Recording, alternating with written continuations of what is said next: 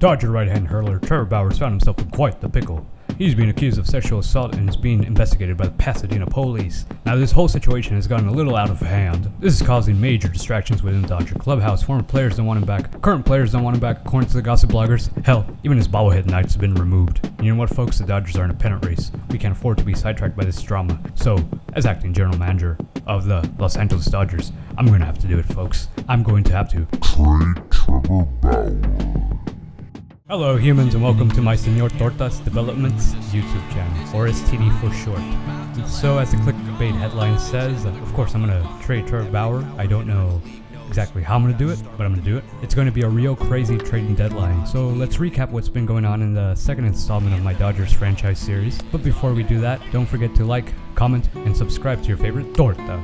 Okay, so first off, we're in the Major League Draft. The World Series champion Los Angeles Dodgers picking 30th. With the 23rd pick of the 2021 MLB Draft, the Atlanta Braves selected Paul Cloutier, a 5-tool outfielder from New York. Damn, I mean just look at those attributes. He's got exceptional contact versus righties, solid power, elite vision and discipline, elite fielding, with a wicked arm and tremendous speed. He's one of the guys that I had on my board, but he's not available anymore, so let's pivot. Cleveland McConnell, right-handed pitcher with 80 out of 80 stamina, elite velocity and great breaking stuff. He's a classic power pitcher with a 97-mile-per-hour four-seamer. He's got a split, a slider at 90 miles per hour. Damn. This guy, if we want to comp, he kind of reminds me of Kumar out of Vandyville. Of course, let's hope he doesn't have the injury concerns that Kumar has. Look, I'm not going to sit here and pretend that I know Kumar's medicals, but apparently Kumar doesn't even know Kumar's medicals. Now, I don't know about you, but to me that just sounds like a very Mets thing, you know? To not sign a 21-year-old kid with a power arm who's dominated on the biggest stage in college baseball with and without velocity, and then not even use that money saved for later slots. When I hear elbow issues, I think immediately Tommy John. So what? Tommy John's like the new fad nowadays. Everyone and their mother has it. So to not sign their first round pick when they have an almost completely barren, depthless farm system, except for a couple blue chippers, I mean, that just seems very Mets to me. Those are just my 2 cents. Cleveland won't get a Tommy John surgery because this is a video game, so I take him with my first round pick. Whatever. There's that Paul Cloutier guy. Such a Mets move to pick a closer with their first round pick, much less a closer who has cock in his name. So I pick all pitchers in my draft, kind of like the Dodgers did in real life. In Cleveland, he has B potential, so at the very least, if I can't develop him, which I probably can't in this game, he'd be an interesting trade chip. Oh, Trevor. His final start in a non-Dodger uniform.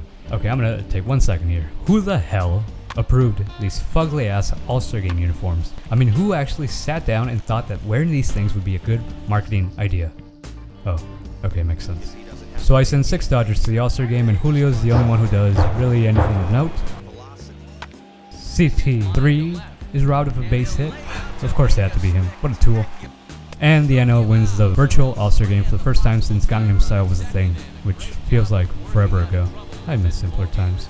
Extension time. So I don't know if CT3 is actually worth 23 mil a year. Actually, you know what? He might actually be. With the year that he's been putting up, his super versatility, his outstanding defense, his great bat, especially against left-handers, elite discipline, and really good speed. I mean, that sounds like an all-star player to me.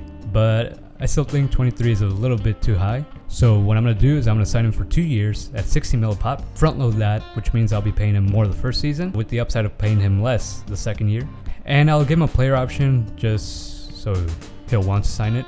And that's my tip to you guys. If you want to sign a player and he doesn't really want to, just throw him a player option and see what happens. So Kershaw, I sign at $26 million a year for 2 more years with another player option. And I signed Kenley for 14 years for $25 million total. $1.8 million a year for a reliever, that's nothing. And honestly, I kind of wanted to see if he would take a deal like this, 14 years.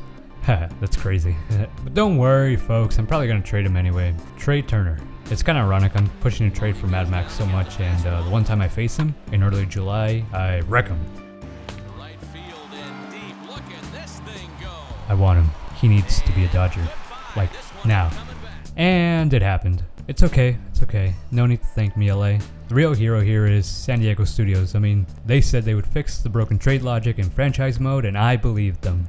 So let's go over the so-called trade logic. So the Washington Nationals, they finally face reality. They know that with their mediocre run differential, they probably wouldn't have what it'd take to make a strong playoff push. They had to rebuild their farm system. I mean, they just had to. The Nationals aren't getting any younger folks. So with Max Scherzer in his walk year, probably wouldn't make the playoffs. They just had to sell. And trading Bauer to the Nats works because they have some experience in dealing with these sorts of unusual circumstances. Oh wait, wrong one. And player opt-outs aside, they have an ace pitcher for the next 2 seasons after this one.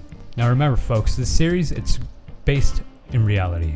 So I only do things that are based on situations that happen or could happen in the foreseeable future. And the Nationals know that for the foreseeable future, they don't have that much organizational depth. Like, none at all. In order to have another great run, like they did in the 2010s, they're gonna have to make some tough decisions, folks. So they have to trade away Juan Soto to increase the haul that they get from me, which includes a former all-star reliever and an actual quality controllable pitcher in Tony Gonsolin. I mean, Juan Soto, you know him, guys. He's an alright ball player. I mean, just alright. He's got a decent bat, but he adds virtually no speed, no defensive value. It could be argued, actually, that Soto is in essence a zero-sum player, since any value he adds with that decent but nothing spectacular bat of his, it's negated by everything else that he does so poorly. So the Nationals, they do the right thing and they trade away a bat-first player with multiple years of control. It's the only thing that makes sense, folks. Whoa, look at all the money that I would have saved if I would have done this trade. But now remember folks, we have to be realistic. So the next trade I make is with the Cleveland Guardians, who are mediocre once again. I give up Old Man Pollock, I give up Passos, a lefty reliever in the minors, and Sepulveda, a middle infielder who's a top prospect in this game with a potential. He's got an above average glove, exceptional speed, good contact against righties for a minor leaguer, but he's got 0 pop. I mean, he is a Mexican, comes from the homeland, but I mean, it's the price I have to pay for a guy like J Ram. Speaking of which, the guy makes $6 million a year, but he's been a 3-time All-Star, 2-time Silver Slugger. He's a super versatile power bat with elite discipline and good speed, who's finished in top 3 in MVP voting 3 times, and he's only making $6 million. How does that crook Paul Dolan keep getting away with deals like this? The Twins, they're playoff contenders, but they have needs as well. They're looking for more contact, more corner infielders. You know, Old Man Nelly, he's a good power bat, but he does swing and miss a bit. And that's something the Twins are trying to cut down on. So we'll do an even swap. We'll give them a versatile, controllable piece in Noisy. Give him a power bat in Davidson to substitute any power lost from Nelly Cruz. And Davidson is a plus, he can also pitch a bit. And we'll give him a revitalized slam dunk Hall of Famer who feels like he's 25. Of course, since I'm giving up all that talent, especially 25-year-old Albert Pujols, I think it's only fair that I get a controllable, a potential piece. Like say, Twins #1 prospect Royce Lewis. Seems fair. Now as general manager, I have to be willing to listen to others, especially my players. Richy was good. I miss Richy. I hear you, Kirsch. Truth is, I do kind of miss Richy Boy as well. And I need to regain some of that starting pitching back after trading away Bauer and Gonsolin. And Richy Boy, he deserves a ring, so we're going to give it to him. Now this is probably the one trade that makes the most sense for both clubs. Because the Rays, they acquired Nelly Cruz because they needed a consistent power bat. And they also traded away Hale to the Mets because they didn't necessarily need him. I mean, it's a surplus for them. The Rays, they churn out pitchers like McDonald's churns out those things they call hamburgers. So I could see the Rays moving Fairbanks in the right trade, and for me, I need another reliever who I can rely on to just get outs himself. And Fairbanks, he has the power stuff and a strikeout rate that says that he can. There you see my starting lineup, and damn! When Will Smith, who has 24 home runs, is batting 8th, and CT3, who was an all-star, he's batting 9th. I mean, I'm just freaking unstoppable, man. I mean, thank you, San Diego Studios. Okay, so I know I've been bitching a lot about the changes / non-changes made to franchise mode, but I do want to point out this neat little depth chart. I mean, it shows you the top players at each position within your organization. It shows you your budget and gives you a nice visual outlook for the next 5 years. I mean, it's pretty cool. But what is that? Where's Cody Bellinger? So according to my calculations, Cody's a free agent after 2023, not 2022. So like, why is his service time a year ahead in this game? Shake my head, San Diego Studios. Compliment retracted.